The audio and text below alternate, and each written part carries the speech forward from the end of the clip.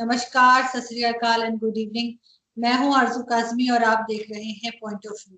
आज जी हमें ज्वाइन किया है अनीस फारूकी साहब ने, जो कि सीनियर जर्नलिस्ट हैं और कनाडा से हमारे साथ उन्होंने ज्वाइन किया है ये शो। और हम उनसे जरा बात करेंगे थोड़ी कराची के बारे में।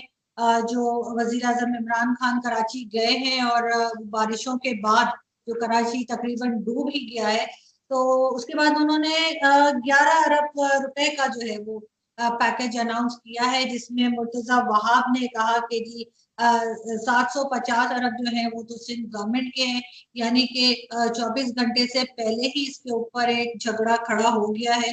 अब देखते हैं कि कराची का क्या हाल होगा। और दूसरे हम डिस्कस करेंगे एफएटीएफ, जो कि आपको मालूम ही है कि अक्टूबर में जो है वो पाकिस्तान के ऊपर एक तलवार लटक रही है कि वो ग्रे लिस्ट में होगा या निकल पाएगा या ब्लैक में चला जाएगा, जो भी उस पर हम बात करेंगे। और एक आजकल बहुत ज्यादा 2 महीने हो गए हैं, लेकिन एक केस बहुत ज्यादा चल रहा है इंडिया में, सुशांत सिंह राजपूत का, कि उनके मर्डर की मिस्ट्री जो एक चल रही है कि उसका कुछ पता नहीं चल रहा। और अब उनके साथ जो उनकी गर्लफ्रेंड थी, उनको, रिया चक्रवर्ती, उनको भी जो है सीबीआई ने अब पूछताछ शुरू की है। और उसके ऊपर बहुत से लोग बात कर रहे हैं, लेकिन कंगना ने बहुत ज्यादा सपोर्ट किया है, बहुत बात की है। तो अब उनको मुख्तलिफ किस्म की थ्रेट्स दी जा रही है कि वो मुंबई ना आए वरना उनको मार दिया जाएगा। और यहाँ तक के उनकी एक जो लीडर है मुंबई के, उन्होंने हरामखोर तक का वर्ड यूज किया कंगना के लिए। तो क्यों हमारे यहाँ जो है हम आवाज नहीं उठा सकते कुछ गलत होने पे? क्योंकि ये मसला सिर्फ इंडिया का नहीं है, ये पाकिस्तान में भी यही सिलसिला चलता है कि अगर आप कोई बात करना चाहें तो आपको हर तरफ से रोका जाता है। कुछ लोग ऐसे हैं, कुछ पॉलिटिशियंस और कुछ इदारे ऐसे हैं जिनके खिलाफ आप आवाज नहीं उठा सकते, चाहे आप कितना भी गलत होता हुआ देखें। बहुत शुक्रिया सर कि आपने ज्वाइन किया। Thank you so much. जी, माय प्लेजर, माय प्लेजर। आप सर, कैसे हैं? सबसे पहले हम कराची की तरफ चलते हैं। कराची का हाल आपने देखा है कि हर साल बारिशें होती हैं और पहले के मुकाबले में बद से बदतर हालात होते चले जा रहे हैं। पीपल्स पार्टी की तकरीबन 10-11 साल से वहां पे गवर्नमेंट है, लेकिन उन्होंने कभी कुछ नहीं किया। अब इमरान खान साहब ने जाकर वहां पे एक पैकेज अनाउंस किया है, जिसपे अभी से पीपल्स पार्टी और पीटीआई के दरमियान एक जनक कहना चाहिए कोल्ड वॉर सी स्टार्ट हो गई है। जी आरजू, ऐसा है कि जब पीटीआई को हुकूमत मिली थी तो आपके इल्म में होगा कि बहरहाल उस शहर में उनका कोई वजूद नहीं था, तारीखी तौर पे भी और सियासी तौर पे भी। वो कोई पार्टी जमात वहाँ पे कोई सोच नहीं सकता था कि पीटीआई भी वहाँ से सीटें लेगी। पीपल्स पार्टी लेती आई है, जमात इस्लामी लेती आई है, इवन ये कि जमीयत उलमा इस्लाम ने ली हैं और एएनपी ने ली हैं और एमक्यूएम ने ली हैं, लेकिन पीटीआई ने कभी सीटें नहीं ली थी। तो पीटीआई को चलें एक लम्हे को मान भी लेते हैं कि फरिश्तों ने वोट नहीं डाला, लोगों ने वोट डाल दिए और ये कि इंजीनियर्ड नहीं हुए और वो जीत गई और उनको आवाम की मकबूलियत मिल गई। तो कितनी नालायकी और कितनी अफसोस की ये बात है और शर्म का मुकाम है कि पीटीआई जो है इसको कैश नहीं कर सकी कि उस शहर को, अगर जहाँ से कहते हैं कि हुकूमतों के धड़न तख्ते हो जाते हैं, उस शहर से जो है वो किंग मेकर सिचुएशन में बैठा होता है। पाकिस्तान तहरीक इंसाफ और उसका जो भी माइंड सेट है या जो भी उसके पीछे कार फरमा लोग हैं, कोई ना कोई जहन तो होगा। उन्होंने ये कभी नहीं सोचा कि हम भी पीटीआई के लिए जो है वो कराची को अपनी अपनी तरफ माइल कर लें। माइल करने की बात थी ना। माइल तो ये नहीं होता ना कि जब सैलाब में डूब गया तो आपको याद आई और आप फातिहा पढ़ने आ गए, और फातिहा भी नहीं पढ़ी बल्कि घर में ही बैठ के खाने वाने खा के चले गए। आपसे इतना नहीं हो सका कि आप कोई दौरा कर लेते। तो ये उस वजीर आजम का हाल है जिसको 2-3 साल 2.5 साल हो चुके हैं हुकूमत में, और उनको ये बात और ये पैकेज देते हुए शर्म आनी चाहिए थी कि आप किसको पैकेज दे रहे हैं। यानी कि आप 3 साल के बाद आपको होश आ रहा है कि अब कराची को करना चाहिए। क्या ये आपकी हुकूमत नहीं थी? क्या आपके इन्होंने जो मुंतखब करके भेजे थे क्या वो आपके लोग नहीं थे? तो ये एक बड़ा बड़ा एक बहुत बड़ा जो है एक सवालिया निशान है। इसके जो पीछे अवामिल कार फरमा है वो बहुत इंपॉर्टेंट है कि what are the reasons behind the failure of Karachi, the infrastructure और उसकी हाइड्रो का मसले, हाइड्रो पावर के मसले, वाटर एंड सैनिटेशन के मसाइल, और जो उसकी लोकल बॉडीज़ के जो जो भी इश्यूज़ हैं। ये एक बहुत बड़ा क्वेश्चन है और इसमें अगर हम जवाब तलाश करने की कोशिश करें तो हमें पता चलता है कि इन लोगों को कख भी नहीं पता कि कराची है क्या। ये इस्लामाबाद और पार्लियामेंट लॉजेस में बैठने वाले लोग खबरों में, अखबारों में और उन लोगों के तबसरों में जिन्होंने कभी कराची की बत्ती भी नहीं देखी, उन पे बिलीव करके आते हैं और वो अपने पैकेजेस का ऐलान करते हैं। तो ये एक बहुत बड़ा अलमिया है शहर कराची के साथ, जो कि आपका माशी हब था, सिंध का कैपिटल है, पाकिस्तान का साबिक कैपिटल रह चुका है। उसके साथ जो जुल्म हुआ है, जो मैं तो बल्कि अब ये कहने पे मजबूर हो गया हूँ कि इतना उसके साथ जो बलात्कार हुआ है इज्तमाही तौर पे, ये इसके सब जिम्मेदारान हैं। अच्छा, उस जिम्मेदारान में हम अगर सियासी वाबस्तगी को हटा भी दें आरज़ू, हम्म। तो जो इससे पहले लोग रहे, उन इंक्लूडिंग एमक्यूएम, वो लोग भी कोई मतलब दूध के धुले नहीं थे। वो भी कोई, हम उनको जो है वो क्लीन चिट नहीं दे सकते कि आपने, ऐसा तो नहीं होता ना कि आपकी हुकूमत गई और वहां पे स्टॉप लग गया। ये जो सिलसिले होते हैं तो कंटिन्यूटी होती है कि आपने एक तरक्याती काम शुरू किया, वो चलता रहेगा। हाईवे बना दी, वो नज़र आ रही हैं, लेकिन हाईवे के नीचे जो असल चीज़ होती है, जो कि इंसानी ज़रूरियात के मामलात को तय करती है, पीने का पानी साफ देती है, आपकी जो है सीवरेज के मसाइल को हल करती है, एनवायरनमेंट के मसाइल को हल करती है, वो नहीं किया। वो किसी ने भी नहीं सोचा। और क्यों नहीं सोचा आरजू, मैं आपको एक बात बताऊं, आपको हैरत होगी कि जो लोग कराची को जानते हैं कि जैसे हम कहते हैं ना कि लंदन लंदन जो है वो अंडरग्राउंड एक पूरा शहर है उसके नीचे, जिसके सबवे चलती हैं और वो उसके ऊपर बसा हुआ है। इसी तरह कराची जो है वो नालों के ऊपर बसा हुआ है। वहाँ जो गंदे नाले हैं उसके ऊपर जो है बड़े बड़े महलात तामीर किए गए हैं, उसमें वहाँ कोठियाँ बंगले तामीर किए गए हैं। और ना सिर्फ ये, बल्कि गरीबों ने भी अपना अपना पूरा हिस्सा इसमें डाला है और उन्होंने जाकर कच्ची बस्तियां आबाद कर ली। तो ये इस शहर का मसला, वो यूं अच्छा, आप उसकी उसकी जो मैं आपको एनवायरमेंटल रीजन दे देता हूँ। वो यूं हुआ कि कराची में बारिशें नहीं होती थी, बड़ा ड्राई शहर था। शाम को हवा चलती थी, दिन को धूप निकलती थी। ये सारी उम्र हम देखते आए, बड़े हो गए हम। लेकिन ये कभी नहीं और लोग यही सोचते थे यार यहाँ कौन सी बारिशें होनी है, यहाँ किसने नालों से काम लेना है। मतलब वो जो लॉन्ग टर्म विजन था वो था ही नहीं, किसी में भी नहीं था। इसीलिए मैं जब बात करता हूँ कि सब इसके जिम्मेदार हैं, तो मैं ये इसलिए कहता हूँ कि ये लॉन्ग टर्म विजन के का जो मामला है, ये इसको सोचना होगा कि इन्होंने कभी नहीं सोचा कि यार कभी अगर बारिशें 100 मिलीमीटर हो गई, 200 मिलीमीटर हो गई, 300 हो गई, तो हम क्या करेंगे, ये पानी कहाँ जाएगा। अच्छा, फिर तीसरा जो मसला आता है, वो एक शैतानी अंसर इसमें काम करता है। वो शैतानी अंसर क्या करता है कि वो नालों को बंद कर देता है। आप देखेंगे कि जब इसकी सफाई हुई तो उसमें से मोटरसाइकिलें निकल रही हैं, उसमें से पता नहीं जानवर निकल रहे हैं, और वो बंद थे, प्लग हुए थे, उसको प्लग आउट किया गया और उसकी वजह से पानी सड़कों पे आया। हुकूमत इसमें मुकम्मल तौर पे जिम्मेदार है, और वो साहब जो कि गवर्नर हाउस में बैठे हुए हैं, वो इसमें मुकम्मल तौर पे जिम्मेदार है। किस बात की गवर्नरी ली है तुमने कराची की? मेरा तो सवाल उनसे ये बनता है ना भाई, आप बताएं आपने किस बात की गवर्नरी ली है? आपने वहाँ पे नौकरों की फौज और वहाँ पे याशान जिंदगी गुजारने के लिए ली थी? नहीं, आपका जिम्मा था कि ये सूबा सिंध, आप इसके बड़े हैं, आप इसके रखवाले हैं, आपने इसकी रक्षा करनी है। नहीं की उन्होंने। तो और फिर इमरान खान साहब उठते हैं एक दिन, उनको ख्वाब आता है और बेगम झंझोड़ के कहती हैं पति जी उठ जाएं, आज आपको कराची जाना है, वो कराची चल पड़ते हैं। तो ऐसे तो नहीं चलती हुकूमतें। मैं समझता हूँ ये बहुत बड़ा एक जब भी पीटीआई की परफॉर्मेंस को गेज किया जाएगा, मेजर किया जाएगा, तो उनसे ये सवाल होगा कि आपने किया क्या बेसिकली। और दूसरी बात है कि ना सिर्फ कराची, आपने बाकी पाकिस्तान के लिए क्या किया? कुछ भी नहीं किया, तरक्याती तौर पे कुछ भी नहीं किया। लेकिन सर बिल्कुल इनका फेलियर तो सबको नजर आ ही रहा है। लेकिन कराची में सालों साल जो है वो पीपल्स पार्टी और एमक्यूएम का राज रहा है। उन्होंने क्या किया? उन्होंने भी तो 10 साल 20 साल कुछ नहीं किया। वही बात है ना कि वाकई नहीं किया, और मैं इसको मानता हूँ कि कुछ नहीं किया। अगर किया होता तो आज हम इस हाल में ना होते। इस शहर का, जो कि एक मेट्रोपॉलिटन दुनिया का बड़ा शहरों में से एक शहर है, ये एक अफ्रीका का थर्ड वर्ल्ड कंट्री का बिल्कुल गिरा हुआ एक शहर, ऐसा नजर नहीं आता जिसको करप्ट लोग खा गए हैं या जहाँ पे कोई काम नहीं होता। और बिल्कुल वही सूरत हाल आज हम कराची की देख रहे हैं। वही सूरत हाल लाहौर में क्यों नहीं होती या दीगर शहरों में क्यों नहीं होती? होती है क्योंकि वहाँ भी जाहिर है कि वो निज़ाम तो वही है, रिश्वत का और सब कुछ, लेकिन इतना नहीं होता कि बिल्कुल लावारिस छोड़ दिया जाता है। तो भाई खुदा के वास्ते, सोने की अंडे देने वाली मुर्गी को कितना और तुम जो है उसको कमजोर करोगे? उसको कुछ खिलाओ तो सही, ताकि वो तुमको और अंडे दे सके। बल्कि ये तो एक वाइज स्ट्रेटजी होती है जो असद उमर के माहिर मैशियात हैं, इकनॉमिक्स से जो माहिर हैं, कि यार यहाँ से हमें अगर इतना रेवेन्यू आ रहा है, हम इसको डबल ट्रिपल भी कर सकते हैं। यहाँ पे पोर्ट है, लेट्स डू समथिंग बेटर। इस शहर को बिल्कुल 100% आप हाइड्रो दे दें, ये आपकी इंडस्ट्री को जिंदा कर देगी। यहाँ का स्टील मिल खड़ा हो जाएगा, यहाँ एयरलाइन है, कॉर्पोरेट इंडस्ट्रीज है, यहाँ पे ये सब तैयार हो जाएंगी। हम इससे इससे मुल्क को और फायदा होता। लेकिन इतने ये नाआक़िबत अंदेश लोग हैं कि इनसे ये भी ना हो सका कि वो अपने लिए ही कुछ कर पाते।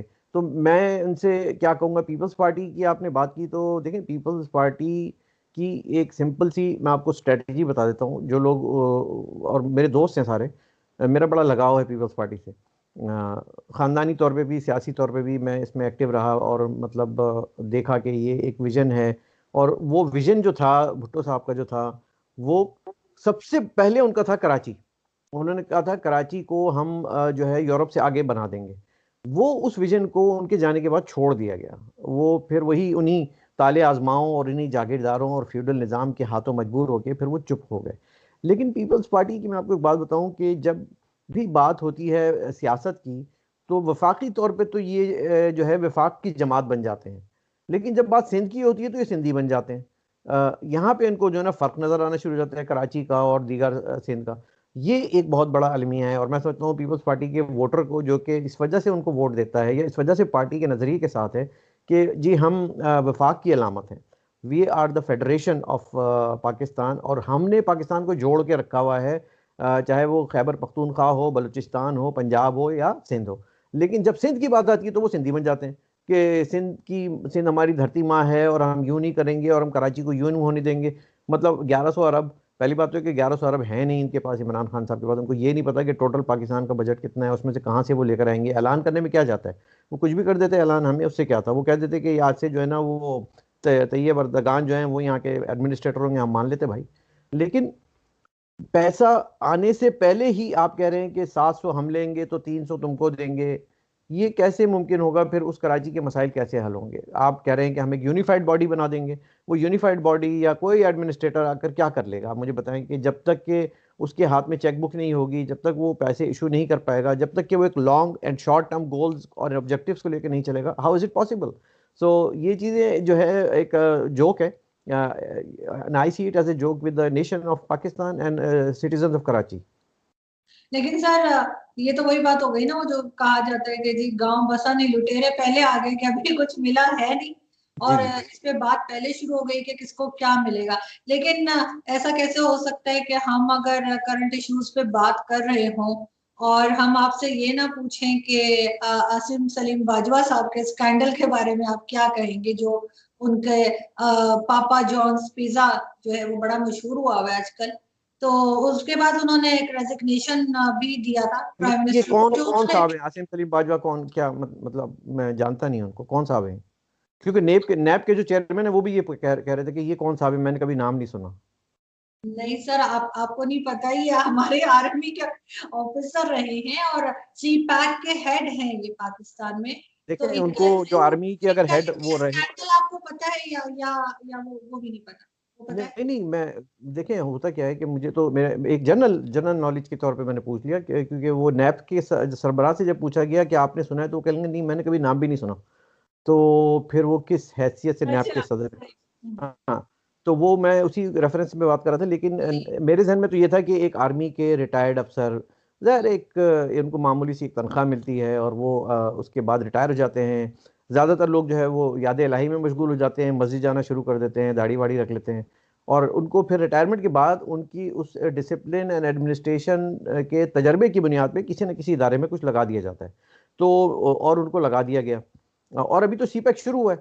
तो सीपैक से वो अभी तो उसकी समरात आना शुरू नहीं हुए, अभी तो उसकी बिलिंग चल रही है।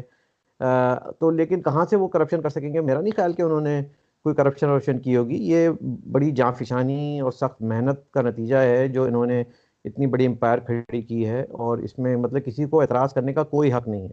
और कभी कभी मेरा भी सॉफ्टवेयर अपडेट हो जाता है तो मैं भी ऐसी ऐसी बातें करने लग जाता हूँ।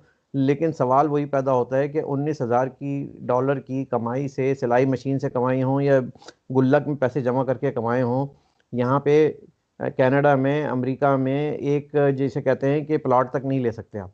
घर लेने के लिए आपको कम से कम आजकल की जो बैंक रिक्वायरमेंट है वो 5 to 10% डाउन पेमेंट होती है।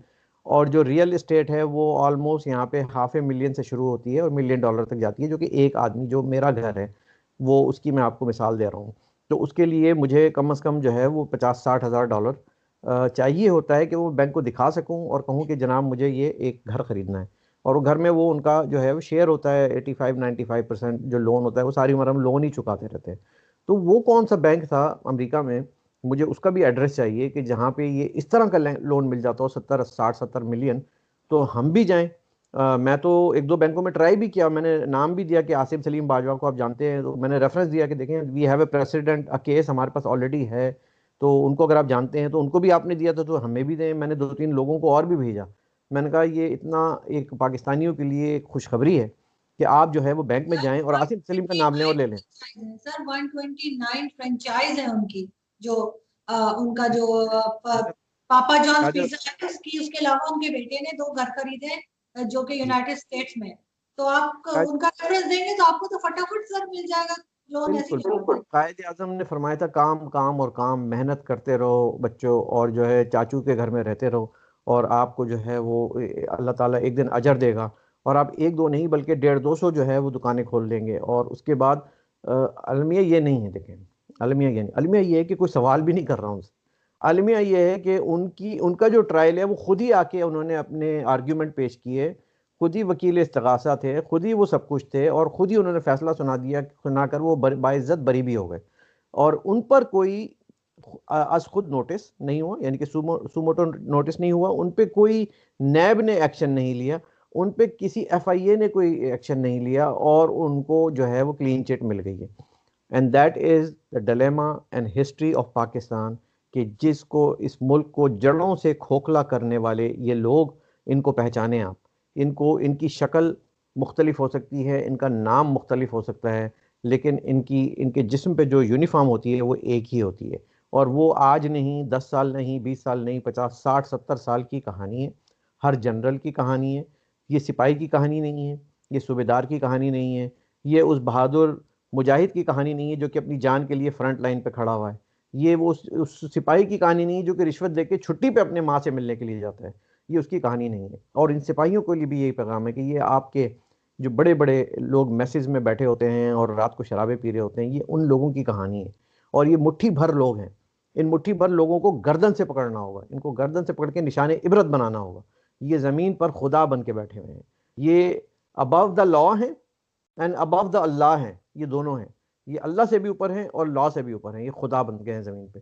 तो इन लोगों को, पाकिस्तानियों, जब तक आप लोग नहीं कैफरे किरदार तक पहुंचवाएंगे अदालती निज़ाम के ज़रिए, जब तक आप इसी तरह से एक और 70 साल तक पिसते रहेंगे।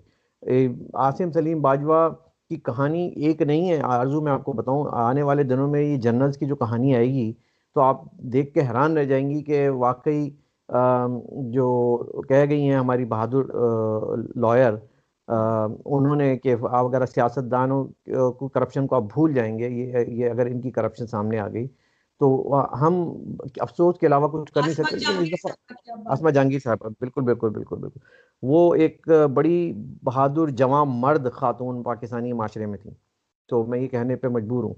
लेकिन उसके अलावा अब आप ये मुझे बता देना कि क्या कोई भी, आप कहानी का ट्विस्ट देखें जरा। कहानी का ट्विस्ट ये है कि मेरी करप्शन की बात छोड़ें, आप बताएं कि ये जो जिस जर्नलिस्ट ने निकाली है ना, इसके पीछे हम जो है ना अपने वो छोड़ देते हैं, जो पेड जो हमारे ट्रोल्स होते हैं उसमें बड़े बड़े नाम भी आ रहे हैं सामने। मतलब उसकी किरदार किरदार कुशी भी करेंगे, हम उसकी स्टोरी को क्वेश्चन भी करेंगे, व्हाट्सएप मैसेजेस चलाएंगे, और एक दो जो शाह की तौसीफ की मदद सराई वाले कामरान खान टाइप के जर्नलिस्ट जो हैं वो हम छोड़ देंगे, और हम पाक साफ हो जाएंगे। आईएसआई बाकायदा ग्रुप्स में मैसेजेस चला रही है कि ये वाली बातें आप करना शुरू कर दें। इस एक तरह से जो एक आप, तो सर, एक दो जर्नलिस्ट तो इतने ज्यादा, जैसे कहते हैं ना कि वो हमारे बोलते हैं ना, शाह से ज्यादा शाह के वफादार, जी कि वो ये तक कह रहे हैं कि जी इनकी नेशनलिटी ही कैंसिल कर, अहमद देखें नूर। ये वही बात है कि सभी का खून है शामिल यहाँ की मट्टी में, किसी के बाप का पाकिस्तान थोड़ी है। तो ये लोग कौन होते हैं? इनकी गर्दनें पकड़ी जाएंगी, ये सब तख्त उड़ाए जाएंगे। ये मैं आपको लिख के दे रहा हूँ कि ये दिन आने वाला है। क्योंकि ये अब हम करप्शन की गलाजत की दलदल में गर्दन तक धंस चुके हैं। जर्नलिस्ट जब चले जाता है और जज जब चला जाता है इस दलदल में, तो फिर इस मुआशरे के बाद सिवाय उठ खड़े होने के और कोई रास्ता नहीं होता। क्योंकि आपकी जो आखिरी उम्मीद की किरण होती है वो एक अदालत अदालत होती है, कोई जज होता है। इस मुल्क की हाई कोर्ट और सुप्रीम कोर्ट होती हैं, जो किसी भी रियासत के जो 5 सतून होते हैं, वो सतून जो हैं वो खोखले हो गए।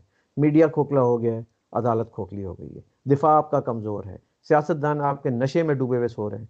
तो आप मुझे बताएं कि ना यहाँ पे कानून साजी हो सकती है, ना कानून की अमलदारी हो सकती है, ना कानून की पाबंदी हो सकती है। तो कैसे मुमकिन है कि कोई रियासत चल सके? बिल्कुल ठीक। लेकिन सर एक चीज और है कि वो अभी रिसेंटली आपने हो सकता है देखा भी हो कि अल जजीरा वालों ने एक इंटरव्यू लिया था प्राइम मिनिस्टर इमरान खान का, और उसमें उनके एंकर ने इमरान खान साहब के ही कही हुई बातें जो 2 साल पहले वो किया करते थे प्राइम मिनिस्टर शायद बनने से पहले, वो जी। दोहराई। तो वो कहने लगे पता नहीं कहां से उठा के ले आते। तो वो कोई पाकिस्तानी जर्नलिस्ट तो था नहीं, उसने कहा भाई मैं आप ही की बात बता रहा हूँ जो आपने 2 साल पहले कही थी।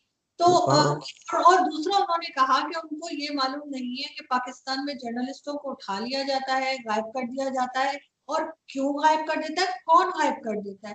मतलब एक प्राइम मिनिस्टर क्या इतना बेखबर रह सकते हैं? बात यही है ना कि वो उन्होंने बड़ी मज़ाक़ खेज बात की थी कि एक आध जर्नलिस्ट को कोई शायद वो पता नहीं क्यों चला गया था, किधर चला गया था, इस तरह की बात करके वो अपने निकल गए पतली गली से। लेकिन उनको, अक्लमंद इंसान को पता होना चाहिए कि ये बात सिर्फ वो ही नहीं, जर्नलिस्ट ही नहीं कर रहा था। अब ये बात इंसानी हकूक़ के इदारे भी करेंगे, ये बात फाइनेंशियल एक्शन टास्क फोर्स भी करेगी अब आपसे, कि जिस मुल्क में आप दहशत गर्दों को तो रहा कर दें, दहशत गर्दों को तो अदालत से बाइज्जत रहा कर दें। दहशत गर्द तो आपकी पाकिस्तान की नंबर वन की जो एजेंसी है उसके दरवाजे तोड़ के फरार हो जाएं, और वो आप जो है जर्नलिस्ट को उठा लें, लापता कर दें। एक सेकंड सर, मैं आपको सॉरी रोकूंगी यहाँ। आपकी बात से मुझे याद आया कि वो कुछ मेरे ख्याल है पिछले साल की बात है कि एक पुलिस कांस्टेबल को मेन रोड पे गाड़ी से कुचला था। जी। वो कोई बलोची सरदार थे या कोई, तो उनको जो है वो रिहा कर दिया गया कि जी कोई सबूत नहीं था। ये वो मुल्क है जहाँ पे आप जो है वो सब कुछ फुटेजेस होते हुए भी कह देते हैं कि कुछ नहीं हुआ। तो आप कैसे उनको कहेंगे कि प्राइम मिनिस्टर को कुछ पता नहीं? प्राइम मिनिस्टर को ये नहीं पता होता कि ताहिर दावर की जो है वो पूरी चौकियों से गुजर के उसको अगवा करके उसकी लाश जो है वो अफगानिस्तान से मिलती है। ये तो मैं ये समझता हूँ कि अगर उनको ये सब कुछ नहीं मालूम, तो फिर ना तो इनकी अमलदारी है, ना इनका कोई कंट्रोल है, ना इन पे इनकी जो रियासत है, जो एक हुकूमत होती है हुक्मरानी करने का, इनको कोई हक है। ये बिल्कुल अ, अंधे, बहरे, गूंगे हाकिम हैं, जिनको नशा पिला के सुला दिया गया है और उनसे कहा गया है कि आपने हमारी सिर्फ जी हुजूरी करनी है। असल हाकिम कोई और है, पर्दे के पीछे कोई और है।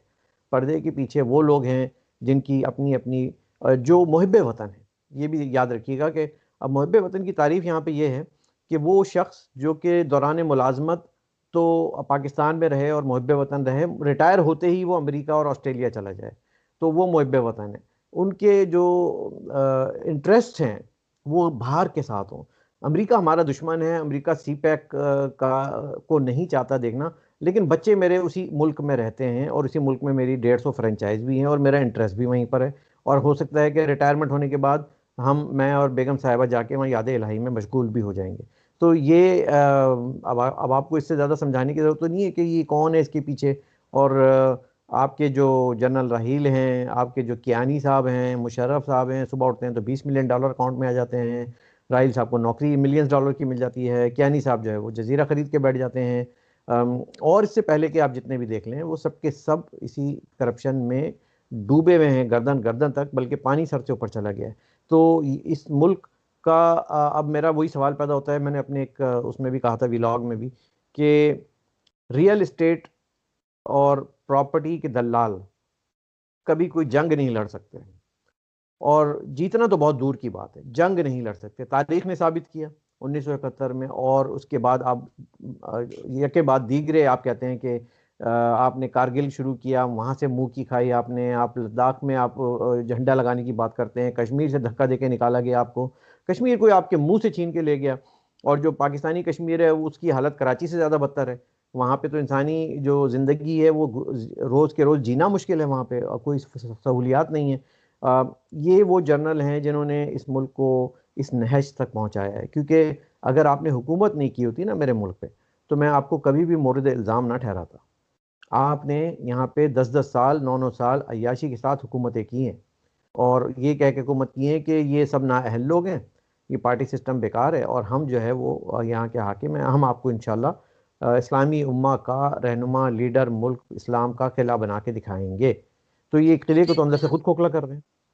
लेकिन सर हमारे वो सिपाही जो बॉर्डर पे अपनी जान दे रहे होते हैं, जो दहशत गर्दों से लड़ रहे होते हैं, उन्हें हम क्या कहेंगे कि क्योंकि वो तो ये सब कुछ नहीं कर रहे, वो तो इनसे ऊपर लेवल लेवल पे जाके सब कुछ हो रहा है ना, लेकिन नाम तो वो पूरी फौज का खराब होता है। देखिए उनकी सिचुएशन वही है जो पाकिस्तान के एक आम शहरी, कमज़ोर शहरी की है, जो कि एक गरीब मासूम शहरी है। उनकी सिचुएशन भी वही है। वो नौकरी कर रहे हैं और वो नौकरी बड़ी कम तनख्वाह पे कर रहे हैं और बड़े मुश्किल हालात में कर रहे हैं। उनके साथ जो ज्यादतियाँ होती हैं वो बयान भी नहीं की जा सकती। तो उनको हम इन इन जनरलों से और इन फिरौनों से अगर मिलाएंगे तो वो बहुत बड़ी ज्यादती की बात होगी। अ, और मैं इस पे हमेशा ही एतराज़ करता आया हूँ। बहुत से हमारे दोस्त हैं, बलोच भी हैं और पश्तून भी हैं और दीगर लोग भी हैं, जो फ़ौज को बिला इम्तियाज़ गाली देते हैं और फौज बल्कि इस हद तक चले जाते हैं कि वो मार दो, फाड़ दो, तोड़ दो, इस तरह करने लग जाते हैं। तो मैं कहता हूँ कि नहीं, हमें अपने जिस तरह से हम एक तमाम पाकिस्तान की आवाम एक मजलूम है, इसी तरह एक मजलूम तबका फौज के अंदर भी है। देखिए 5-6 लाख एक बहुत बड़ा नंबर होता है। उस नंबर में गिनती के जो है वो एलीट क्लास के जनरल्स और ये मेजर जनरल इस टाइप के लोग होंगे। बाकी तो सारे सिपाही हैं। बाकी तो उनको तो पता नहीं होता कि उनके अगले दिन ड्यूटी कहाँ लगनी है, किस शहर में उनकी तैनाती होनी है, कहाँ चले जाना है अपने प्यारों को छोड़ के, ईद पे मिल पाएंगे नहीं पाएंगे। तो वो और पाकिस्तान की आवाम एक ही है। अब वो एक डिसिप्लिन के अंदर हैं, डरते हैं या वो उस डिसिप्लिन को फॉलो करते हैं। बगावत जब हो जाएगी तो फिर आपको मालूम है कि अंदर से ही होगी। और ये वो दिन भी दूर नहीं है। सुनने में तो बहुत सारी बातें आ रही हैं। एक दो जनरल भी जो बाज़मीर हैं वो खड़े हो गए। उन्होंने भी उनको भी लापता कर दिया गया है। तो ये लापता कब तक करेंगे? मेरा तो सवाल ये है ना कि ये लापता करते करते हमें उनका पता चल जाएगा कि। बिल्कुल ठीक। लेकिन सर इस सारी सिचुएशन में आप क्या फ्यूचर देख रहे हैं एफएटीएफ में पाकिस्तान का? FATF में ये जो आई वॉश करते हैं ना हर थोड़े दिन के बाद, वो लोग भी इसको मॉनिटर कर रहे हैं। अच्छा, इसमें जिम्मेदारी है उन लोगों की जो नेबरिंग नेशंस हैं, उनको हकाइक पेश करने चाहिए। क्योंकि देखिए वहाँ पे तो कोई एक पार्टी होती है बस, वो कहती है आप, वो उनसे सवालनामा होता है, वो कहते हैं ये चेकलिस्ट है, ये कर दें, आप वो कर देते हैं। वो बेस्ड ऑन दैट कैलकुलेट करते हैं आपको आउट करना ही नहीं करना। मुश्किल नज़र आता है मुझे कि ये कब FATF से कभी बाहर निकल पाएंगे, क्योंकि एक के बाद एक ऐसा ब्लेंडर कर जाते हैं कि जो फिर इनको उसमें धक्के धक्का दे देता है। एक के बाद एक ऐसी ये बात कर जाते हैं कि जहाँ पे दुनिया इनसे इन पे ट्रस्ट नहीं करती। There is a big trust deficit on the actions of Pakistan. Pakistan बिल्कुल ही अपने कहने और करने में के दरमियान उसके बहुत बड़ा फ़र्क नज़र आता है, जज्बाती। और उसकी वजह क्या है? उसकी वजह ये है कि खुद इनके अपनी सफ़ों में एक कोई है ही नहीं माइंडसेट। कोई कहीं से भर्ती किया हुआ है, कोई कहीं से पिक किया हुआ है, कोई कहीं से चुक लिया गया है और उनको बिठा के एक हुकूमत बना दी गई है। शाह महमूद कुरैशी का अपना कोई आइडियोलॉजी है, शेख रशीद की अपनी है। जिस मुल्क का वजीर खारजा, दाखिला और दीगर वज़रा एक लाइन पे ना हो, लोग जो है वो तसव्वुराती बातें करते हों कि 200 अरब मुंह पे ला के मार देंगे, हम ये कर देंगे, जिनका कोई सॉलिड प्लान ना हो, तो वो ये बातें वहाँ नहीं चलेंगी। अगर आप कहें तो इमरान, मैं कहता हूँ इमरान खान साहब को, मुराद सईद को भेज देना FATF में, ज़रा वो जाके जवाब दे दें उनको, तो फिर आपको लग पता जाएगा। बिल्कुल ठीक। क्योंकि आजकल तो ऐसे कुछ खास नजर नहीं आ रहे मुराद से साहब, भी लगता है अंडरग्राउंड हुए में, क्योंकि पहले की जैसे उनकी स्टेटमेंट्स नहीं आ रही जो हर वक्त आया करती थी। तो वो ऐसे सर लोगों आप को छोड़ा जाता है, गाहे बगाए छोड़ा जाता है कि जब निकाल के उनको बोले जाओ शू, तो वो शुरू हो जाते हैं। बिल्कुल, क्योंकि सर जब इतने नॉनसेंस किस्म के हमारे रेलवे मिनिस्टर ने भी स्टेटमेंट्स दिए कि जी हम ऐसे बम, आइटम बम हमने बनाए हैं जो हम भारत में फेंकेंगे तो वो हिंदुओं को मारेगा, मुसलमानों को नहीं मारेगा। मतलब जब हम इस लेवल की नॉनसेंस हम बात करेंगे तो क्या इम्प्रेशन हमारा पड़ेगा कि हम क्या करना चाह रहे हैं, हम क्यों इतने ज्यादा अगेंस्ट हैं किसी दूसरे देखिए रिलीजन के। आरजू, मुझे इसकी फिक्र नहीं है। मैं आपको सच्ची बात बताऊं, मुझे इसकी फिक्र नहीं है कि वो पाव पाव के उनके पास एटम बम है, या वो ऐसे बम है कि जो सिर्फ मुसलमानों को बचा के हिंदू। मुझे इसकी फिक्र नहीं है। मुझे इसकी भी फिक्र नहीं है कि ये कौन कह रहा है, क्योंकि वो अहमक है। लेकिन मुझे इसकी फिक्र है कि ये इस चीज़ को जोड़ते हैं इस्लाम के साथ, इस चीज़ को जोड़ते हैं रिलीजन के साथ, इस चीज़ को मेरे अल्लाह और मेरे रसूल के साथ जोड़ते हैं। इस पे क्या होता है कि वो फिर हम उस मजाक को बर्दाश्त नहीं कर सकते कि आप निज़ाम इस्लाम की बात करते हैं, आप कहते हैं जी हम शरीयत है, आप कहते हैं कि फलाना काफिर है और हम मुसलमान हैं और ढमका है, और उसके बाद आप बात करते हैं, मतलब दुरूद और सब कुछ पढ़ने के बाद आप बात करते हैं कि हमारे पास ऐसा एटम बम है। जो हम हिंदुओं को टारगेट करेगा खाली, या पाव पाव के एटम बम है, या हम इंडिया को वो बच्चों से वो 6 सितंबर को कहलाते हैं कि जी बच्चों से इंडिया को नेस्त नाबूद कर देंगे, लाल किला, छोटे छोटे बच्चों के जहन बनाए जा रहे हैं। वो कौम क्या तरक्की करेगी जो कि जंग और जिहाद की फिलॉसफी पे चल रही हो? हाउ इज़ इट पॉसिबल कि आप साइंस एंड टेक्नोलॉजी के बजाय आप उनके दिमागों में जिहाद और खुदकुश हमलावर तैयार कर रहे हो? ये फेलियर आज का नहीं होगा, ये आने वाली नस्लों तक का फेलियर होगा। लेकिन सर ये माइंडसेट जो है वो पहले इतना ज्यादा नहीं था जो अभी पिछले कुछ सालों में बना है। पहले तो होता था लेकिन इतना ज्यादा इस लेवल पे नहीं था कि इतने छोटे छोटे बच्चों से कहलवाया जा रहा हो कि मैं मार दूंगा या मैं मंदिर नहीं बनने दूंगा या मैं ऐसे नहीं बनने। बच्चों को तो पता ही नहीं मंदिर मस्जिद क्या होता है। जिस उम्र के वो बच्चे दिखाए गए थे, 4 साल के 5 साल के, उनको तो कुछ नहीं पता, उन्हें तो मस्जिद भी नहीं पता क्या होती है, मंदिर भी नहीं पता। लेकिन ये चीज आप जरूर मैंने देखा है कि बढ़ती चली जा रही है, जो जो बहुत खतरनाक चीज है पाकिस्तान में। ये माइंडसेट है, इस माइंडसेट को ये लोग प्रमोट कर रहे हैं अपने मजमूम मकासद के लिए। इनकी अपनी इल इंटेंशंस हैं कि हम ये एक फोबिया क्रिएट करके रखेंगे। मैं हमेशा कहता हूँ कि वो हम नाजुक मोड़ से गुजर रहे हैं, इधर से भारत जो है सरहदों पे खड़ा हुआ है और जो है वो दुश्मन को हमने नेस्त नाबूद करना है, कश्मीर को आज़ाद कराना है, फ़लस्तीन को भी एक दिन आज़ाद करा लेंगे। इनको अपने कराची का और मुजफ्फराबाद का तो पता नहीं है, और वो फ़लस्तीन और उसकी बाद दिल्ली की बातें करते हैं लोग। दुनिया भी हंसती है इन पे, और हम ज़रा अपनी शर्म से नज़रें चुरा लेते हैं कि यार हम पे मत हंसो, हम भी उसी मुल्क से उसी का पासपोर्ट लेके जो है वो यहाँ तक पहुँचे और उसी धरती की पैदावार है। तो हमारे साथ अगर कोई नाअहल, अहमक, इडियोक्रेटिक लोग बैठे हुए हैं और एक दिन इनका दौर ख़त्म हो जाएगा, हम जैसे बहुत सारे अच्छे लोग इंशाअल्लाह ताला इसमें आएंगे और अपना किरदार अदा करेंगे। ये वो दिन दूर नहीं है, वो दिन दूर नहीं है कि बाहर ही बैठे रहेंगे। अहमद नूरानी का नूर एक दिन पाकिस्तान पे चमकेगा ज़रूर, और बड़े बड़े रऊफ टाइप के बुत जो हैं वो गिरा दिए जाएंगे एक दिन, जो कि कमरान खान टाइप के जो बुत हैं वो गिरा दिए जाएंगे। एजाज सैयद को हम सल्यूट करते हैं, हम नूरानी साहब को सल्यूट करते हैं, मतीउल्लाह जान को सल्यूट करते हैं, और उनकी दुआ भी करते हैं, और ये वार्न भी करते हैं पाकिस्तान की रियासत को, अरबाब को, कि इनको अगर इनका बाल भी अगर आपने बीका किया तो हम पूरी दुनिया को हिला के रख देंगे। आप सोचने तस्वुर भी नहीं कीजिएगा कि इस तरह से आप जिस तरह से लोगों को उठाना शुरू कर दिया है, अब ये दौर गया। अब हम आपकी शहर तक पहुंचेंगे और बताएंगे कि ये आपने उठाया है और इसको रहा करें फौरन। अभी भी एक साजिद गोंदल को इन्होंने उठाया हुआ है, और वो दिन उनको जल्दी छोड़ना पड़ेगा, प्रेशर सुनने बिल्ड में हो यही चुका है। कहा जा रहा है कि उन्होंने डिटेल्स दी थी अहमद नूरानी को, उनका उनके बारे में भी यही खबर आई है कि उनको इसलिए उठाया गया है कि कहा यह जा रहा है कि वो इस सब चीजों के पीछे हैं जो रिपोर्ट अहमद नूरानी ने लगाई है, पब्लिश देखिए की। मैं आपको सिंपल सी बात बताऊं, इन्वेस्टिगेटिव जर्नलिज्म के लिए कोई आपको फीड नहीं कर सकता। सिंपल सा है, यहाँ पे आप इदारों को जो आपका राइट टू प्राइवेसी एक्ट है उसके तहत आप इदारों को लिखते हैं, ईमेल करते हैं, वो जितनी इन्फॉर्मेशन आपको दे सकते हैं वो दे देते हैं, और बेस्ड ऑन दैट आप एक रिपोर्ट शाया कर देते हैं। मुझे ज़रूरत नहीं है किसी की को मुझे फीड करे और मैं कोई रिपोर्ट बनाऊं। मैं जिसको जब चाहूँगा मैं उसको खंगाल के निकाल दूंगा कि इसके ये रियल एस्टेट की एसेट्स हैं, क्योंकि वो जो फ़र्ज़ करें टोरंटो की मिसाल लेते हैं, टोरंटो रियल एस्टेट बोर्ड ट्रैब है, उसमें आपको एक्सेस है, आप जाते हैं, पब्लिक को राइट टू एक्सेस है इन्फॉर्मेशन का, और आप जाके वहाँ से निकाल लेते हैं। तो ये सारी चीज़ें निकाली गई हैं। ये मतलब क्या मैं ये मान लूँ कि वो साजिद गोंदल अगर नहीं कहता तो क्या मुझे ये 149 पिज़्ज़ा स्टोर नज़र नहीं आते? क्या मुझे इनकी ये सारी जायदादें नज़र नहीं आती? क्या इनका वो $50,000 का घर खरीदा हुआ मैंशन वो मुझे नज़र नहीं आ जाता?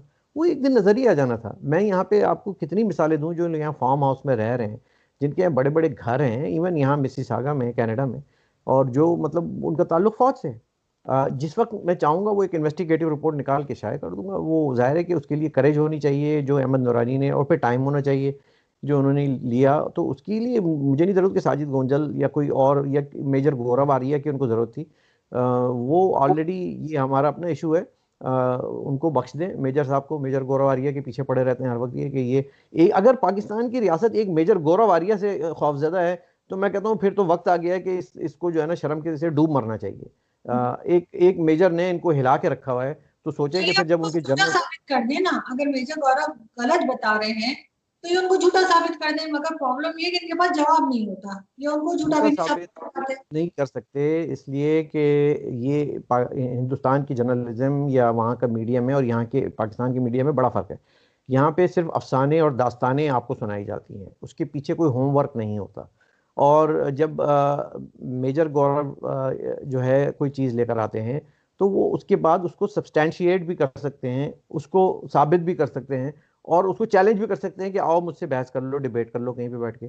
So it's a big difference. और अगर वो कोई बात गलत कह रहे हैं तो जाहिर है, जैसा आपने कहा कि उनको आप गलत साबित कर दें, मैं भी उनके आपके साथ आवाज़ में शामिल हो जाऊंगा, मिर्जा साहब को मैं भी दो गालियां निकाल दूंगा, लेकिन ऐसे गालियां नहीं निकालूंगा कि जब तक आप मुझे कोई सबूत नहीं देंगे, क्योंकि ये गालियां फिर आप पे उल्टी जाके पड़ रही हैं। ये आप अपने आप को ही एक्सपोज कर रहे हैं, नंगे हो रहे हैं सबके सामने। ये देखें, मैं वही बात कहूँगा ना कि जनरल अरोरा ने जिस तरह से हिंदुस्तान में बैठ के फ़ख्र से गर्दन तान के साइन करवाए थे नियाजी साहब से, इनको तो अब एक मेजर ने जो है वो परेशान करके रखा हुआ है। तो इस फौज का मैं क्या करूं, इसको सारा डिफेंस भी मेरा लेके जा रही है, इनके पास एटॉमिक बम भी हैं, इनके पास जो है वो गौरी मिसाइल भी हैं, सब कुछ भी हैं, और उसके बाद भी ये एक मेजर से डर रहे हैं। तो भाई वो उस मेजर को अल्लाह जिंदगी दे, वो अपना काम कर रहा है, आप अपना काम करो, उसको साबित करो गलत। तो this is the big difference, day and night difference, black and white difference जो है दोनों साइड में, कि हम कि अपने जो मीडिया की जो वॉरफेयर है उसको किस तरह से हैंडल कर रहे हैं। आप ग्रुप्स में जो है वो मैसेज चला के कहते हैं वो सबको कि ये वाला कॉपी पेस्ट करके चला दो, दैट डजंट वर्क। काम वो होता है जो कि आप कर रही हैं, काम वो होता है जो मैं कर रहा हूँ, काम वो होता है जो मेजर गौरव कर रहे हैं, क्योंकि वो आके लोगों को अपने अल्फाज में अपने जज्बात के साथ बताते हैं। आप लाए ना किसी को मेरे साथ बैठाएं, मैं आपको बताता हूँ, मैं उसको दूध का दूध पानी पानी करके देता हूँ, आपके साथ बैठ जाए ना किसी में हिम्मत है, आ जाए। और मेजर आसिम को मैं बात कह उस देता हूँ, तरह की चैलेंज देता हूँ, चलें, मैं जर्नलिज्म छोड़ दूंगा अगर मेजर आसिम मेरे सामने आके बैठ जाएं और मुझे जवाब दे दें। सर, बहुत दफा तो ऐसा भी होता है कि ट्वीट्स आप देखें तो एक जैसी ट्वीट्स होती, बहुत से हमारे जो जर्नलिस्ट हैं, बहुत से हमारे जो टीवी एंकर्स हैं, वो लगता है कॉपी पेस्ट किया हुआ है। इस तरह की एक ही ट्वीट चालू होती है। यहाँ से सर हम बात करते हैं थोड़ा सुशांत सिंह राजपूत केस की, कि वो आप देख ही रहे हैं आजकल बहुत ज्यादा हाइप है इंडिया में, और बहुत ज्यादा बात हो रही है हर चैनल पे उसकी। तो आप किस तरह से देखते हैं इस केस को? देखिए, वो जिस तरह से ये मामला दबा हुआ था, हम्म। और इसको बहुत बड़े ताकतवर माफिया, ड्रग लॉर्ड्स और इस तरह के, और जो वहाँ पे रन करते हैं, आतंक बेस पॉलिटिक्स जो करते हैं, वो उसको प्रोटेक्ट कर रहे थे। उसके पीछे क्या माफिया और क्या था वो एक लंबी कहानी है। लेकिन इस पूरे इस पूरी ताकत के साथ, मुखालफत के बावजूद, अ, जिसे कहते हैं महिला शक्ति को लेकर आगे बढ़ने वाली शेरनी, जिसे हम कंगना रनावत के नाम से जानते हैं, उसने इस कहानी का रुख ही बदल दिया। उसने इस केस को पलट के रख दिया, और यहाँ पर अब बड़े बड़ों की, मैं वो लफ्ज़ यूज़ नहीं करना चाहता, लेकिन पैंट गीली हो गई है। और वहाँ पे अब लोग परेशान हो गए हैं, क्योंकि वो ये समझते थे कि हम जो है वो ताकतवर हैं, हम यहाँ के भगवान हैं, हम यहाँ के खुदा हैं, और हम यहाँ के जिसको चाहें डॉन है, हम यहाँ जिसको चाहें जो है वो डरा धमका के खामोश कर सकते हैं। लेकिन वो शेर की बच्ची डट के खड़ी हो गई, उसने कहा कि तुम्हारी ऐसी की तैसी, मैं आ रही हूँ, मुंबई आ रही हूँ, और मुंबई आके तुम्हारी आंखों में आंखें डाल के जो है ना, मैं इस सच को उगलवा के रहूंगी कि जो जिस तरह से एक मासूम शख्स, एक सादा इंसान को, मैं कहता हूँ सच एन इनोसेंट सोल, उसको आपने मंजर आम से गायब किया है, उसको आपने मर्डर सुसाइड का जो भी इन्वेस्टिगेशन जब सामने आएगी किया है। तो that is something revolutionary, first time I am seeing in the Indian politics, कि वहाँ पे भी जो हमारी तरह का जो ताकतवर एलिट क्लास माफिया होता है, वो हमेशा जीत जाता है, वो अदालतों से भी जीत जाता है, वो मीडिया से भी जीत जाता है। लेकिन जिस तरह से रिपब्लिक या रिपब्लिक भारत और अर्नब गोस्वामी और दीगर दोस्तों ने इस पे डट के खड़े हुए हैं और साथ दिया है, तो मेरा सलूट है उन लोगों को। और as a media, with you guys, love you guys, and continue this. We need to go to the truth, हमें उसकी सच्चाई तक जाना है, असल मुजरिम को पकड़ना है, सज़ा दिलवानी है, और उसके बाद जो है ये एक मिसाल बना देना है कि दुनिया में कहीं ऐसा ना हो कि जो कमज़ोर और मजलूम है उसको आप मार दो। दूसरी बात ये कि ये जो धमकी आमेज रवैया और थ्रेटनिंग करते हैं, लाइफ थ्रेटनिंग करते हैं, ये क्या, मेरा सवाल है कि क्या अगर एक महिला नहीं होती, कंगना रनावत, कोई मर्द होता तो तब भी ये रवैया करते? या फिर ये कि एक औरत के साथ ये सारी की सारी दुनिया जो है उसके खिलाफ कूद पड़ी है। मैं देखता हूँ कि बड़े बड़े लोग जो है, जब ट्विटर पे देखता हूँ तो वो मतलब कंगना की किरदार कुशी कर रहे होते हैं, करेक्टर असैसिनेशन में लगे हुए होते हैं, उसकी हिस्ट्री निकाल रहे होते हैं। वही बात हो जाती है कि असल मुद्दे से आप हट गए, असल सर ये मुद्दा भी और कह रहे हैं, उसका सर सवाल। ये भी कह रहे हैं कि वो मुंबई नहीं आ सकती, उनको वहां आने से भी रोका जा रहा है। लेकिन वो उन्होंने कहा है कि जी मैं 9 सितंबर को मुंबई पहुंच रही है, उसके ऊपर भी धमकियां दी जा रही है। यहाँ तक कि मैंने आज सुना था कि कोई उनके लीडर थे, मतलब मुझे उनका नाम भूल गया, कि वो कंगना के लिए हराम खोर तक का वर्ड यूज कर रहे थे, मतलब किसी वही भी बात, लेवल पे जा रहे हैं। राहत राहत अंदूरी मरहूम का मुझे वही शेर फिर दोबारा दोहराना पड़ेगा कि सभी का खून है शामिल यहाँ की मट्टी में, किसी के बाप का हिंदुस्तान थोड़ी है। और यही बात, मुंबई भी किसी के बाप का नहीं है। और जो लोग हरामखोर कह रहे हैं एक औरत को, उनको नहीं मालूम कि ये तो एक मर्द के लिए कहा जाता है, तो ये उल्टा आप पर ही आ रहा है कि आप खुद हरामखोर हैं, आप खुद झूठे हैं, आप खुद नालायक हैं। और आप लोग ज़्यादा इस चीज़ को हाइप दे नहीं पाएंगे, क्योंकि we are watching from internationally, we are watching it and we are with the truth only. हाँ, और मुझे कोई नज़र नहीं आ रही ऐसी वजह कि मैं कहूँ कि कंगना और उनका जो नैरेटिव है वो गलत है और बाकी आपका सही है। ऐसा कैसे हो सकता है? एक मर्डरर की उसकी सच को निकालने के लिए अगर कोई आगे बढ़ रहा है तो उसको और आप उसको दबा रहे हैं, तो इसका मतलब है आप ही मुजरिम हैं। जो खुरे हैं वो आपसे जाके मिलते हैं, जो इन्वेस्टिगेटिव की जो डायरेक्शन है वो आपकी तरफ आ रही है। जो उनकी गर्लफ्रेंड रिया थी, और वो जिस तरह से उन्होंने पैंतरे बदले हैं अपने, जिस तरह और से ड्रग्स का भी निकल आया केस उनके ऊपर, वो भी साबित हो गया ड्रग डीलिंग में भी। जी जी जी, वो जिस तरह से नागन नहीं पैंतरे बदलती है इधर कभी इधर, इन्होंने भी जिस तरह से अपने स्टेटमेंट और अपनी कहानियां और अपनी सिचुएशन बदली है, वो अनडिनाइबली जो है वो उस पर हम शक कर सकते हैं अब कि भाई आप जो है वो खुद क्रेडिबल नहीं हो। आपकी तो अपनी जो है वो माजी जो है वो इतना नहीं है। लेकिन जाहिर है चूंकि मेरे पास प्रूफ नहीं है, तो मैं एक महिला पे इल्ज़ाम नहीं लगाना चाहूँगा, although she seems to be wrong. और उनको भी यही सोचना चाहिए कि उनको इससे क्या मिलेगा। उनकी फैमिली, उनके मरने के बाद भी आप जो है वो इन घटिया चीज़ों से बाज नहीं आ रही हो, और आप कोशिश कर रही हो कि इस केस को दबाया जाए। I don't know under what pressure she might be, और whose pressure she might be. लेकिन ये सीबीआई वहाँ की जो जिस तरह से इन्वेस्टिगेशन कर रही है, जो तहकीकात हो रही है, वो सच उगलवा के ही छोड़ेगी, और मुजरिम की गर्दन तक जल्दी उनके हाथ पहुंचने वाले हैं। सो सर, क्योंकि उनका मीडिया भी बहुत एक्टिव है, हमारे से तो ज्यादा ही एक्टिव लग रहा है आजकल, और जी स्पेशली रिपब्लिक भारत और रिपब्लिक वर्ल्ड, बिल्कुल क्योंकि बिल्कुल। वो तो थ्रू आउट सिर्फ यही कवरेज कर रहे हैं, वो लोग सिर्फ इसी न्यूज जी को कवर कर रहे हैं। बिल्कुल बिल्कुल, और मतलब हमें इसको मोमेंटम को जारी रखना है।